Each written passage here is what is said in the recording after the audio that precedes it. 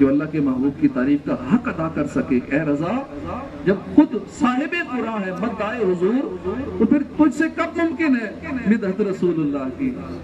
جب خود اللہ اپنے محبوب کی تعریف فرماتا ہے تو پھر ہم آپ کون ہوتے ہیں کہ اللہ کے محبوب کی تعریف کا حق ادا کر سکے؟ تو برکتیں حاصل کرنے کے لیے نعتیں پڑھتے ہیں. یہ بھی نعت ہی ہے جو بھی ہم بیان کریں، یہ نثر کی صورت میں کوئی اچھی آواز والے طرز میں پڑھتے ہیں، تو یہ بھی اپنے آقا کی نعتیں ہی ہیں. آقا کی شان بیان کرتے ہیں، فضائل بیان کرتے ہیں، اور قرآن میں بھی یہی سارا کچھ ہے. قرآن بھی یہی بیان کرتا ہے. اور شفا شریف کے اندر لکھا ہے کہ اللہ کریم کا جو فضل حضور پر ہے اس کا اندازہ کرنے سے عقلیں حیران ہے، زبانیں عاجز ہے. اعلیٰ حضرت فرماتے ہیں نا کہ سرور کہوں کہ مالک و مولا کہوں تجھے، باغ خلیل کا گل زیبا کہوں تجھے، تیرے تو وصف عیب تناہی سے ہیں بری، حیران ہوں میرے شاہ میں کیا کیا کہوں تجھے. کہہ لے گی سب کچھ ان کے فنا خاں کی خاموشی، خاموشی، چپ ہو رہا ہوں کہہ کے میں کیا کیا کہوں تجھے. لیکن رضا نے ختم سخن اس پہ کر دیا کہ خالق کا بندہ خلق کا آقا کہوں تجھے. لیکن میلاد بنا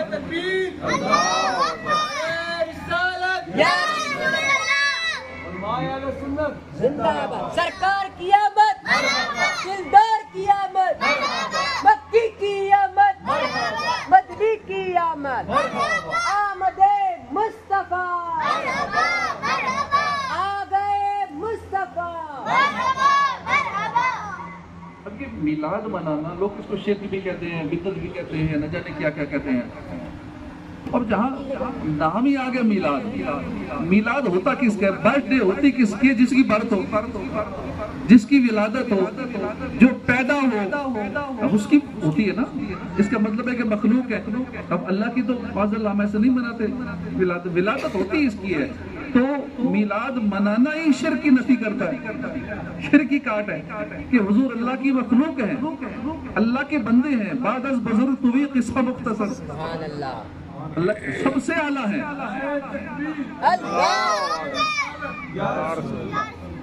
خالق کا بندہ خلق کا آقا کہوں تجھے، ساری مخلوق سے افضل ہے. سب کچھ آپ کے زیر تصرف کر دیا گیا ہے. آپ کو ساری خوبیاں، اور خوبیاں بھی ایسے نہیں ختم ہو جائیں. تیرے تو وصف، تیری خوبیاں، تیرے تو وصف عیب تناہی، ختم ہو جانا خوبیوں کا یہ بھی ایک عیب ہے. لا متناہی، تیرے تو وصف عیب تناہی سے ہے بری، حیران ہوں میرے شاہ میں کیا کیا کہوں تجھے. لیکن رضا نے ختم سخن اس پہ کر دیا، خالق کا بندہ خلق کا آقا کہوں تجھے. تو ذکر محبوب کی صرف میلاد کے مہینے تک محدود نہیں ہے، یہ سارا سال ہی ذکر محبوب یہ ہمارے دلوں کا چین ہے اور ہونا چاہیے. اس کے بغیر اور چارہ نہیں ہے. کہ جنہوں نے دنیا میں کام آنا ہے، قبر میں، نزا میں، حشر میں، پل صراط پر، میزان پر، ہر جگہ جب بھی مصیبت آئے گی اس آقا نے کام آنا. تمہارا نام مصیبت میں جب لیا ہوگا میرا بگڑا ہوا کام بن گیا. ہر جگہ بگڑا ہوا کام بنے گا ان کے نام کی برکت سے. جب بھی کوئی پریشانی ہو، جو کوئی مسئلہ ہو، فریاد امتی جو کرے حال زار میں، ممکن نہیں کہ خیر بشر کو خبر نہ ہو. جو وہاں مدینے جا کے عرض کرتے ہیں ان کی تو سنتے ہی ہیں. جو مسئلے مسائل وہاں جا کے عرض کرنے ہوتے ہیں، ساری زندگی کے دکھ درد بیان کرنے ہوتے ہیں، وہ تو کرنا ہی ہے. لیکن جو وہاں نہیں جا سکتے وہ یہاں رہ کے بھی کر سکتے ہیں. تصور مدینہ میں ڈوب جائیں، سنہری جالیوں کے سامنے خود کو حاضر کر لیں، گنبد خضرا کے سائے میں حاضر ہو جائیں. روزانہ تصور مدینہ کریں، روزانہ اپنی ساری باتیں حضور کی بارگاہ میں عرض کریں، سارے مسئلے مسائل جو اور کسی کو بتانے سرکار کی بارگاہ میں عرض کریں، تو انشاءاللہ واللہ وہ سن لیں گے، فریاد کو پہنچیں گے. اتنا بھی تو ہو کوئی جو آہ کرے دل سے. سرکار صلی اللہ علیہ وسلم نور بھی ہے، بشر بھی ہیں، اور آپ کا جسم مبارک ہی ایسا لطیف ہے، ایسا لطیف جسم ہے. تو روح لطیف ہوتی ہے نا، ایک ہوتی ہے کثیف سالڈ، ایک ہوتا ہے لطیف اور کثیف. یہ ہمارے آقا صلی اللہ علیہ وسلم کی جسم کی بھی ایک شان ہے کہ سرکار کا جسم ایٹ دا سیم ٹائم لطیف بھی ہے، کثیف بھی. اب ہمارا جسم تو صرف کثیف ہے، سالڈ ہے، ہمیں کو ملتا ہے، ٹچ کرتا ہے، فیلنگ ہوتی ہے، وہ بندہ ہے.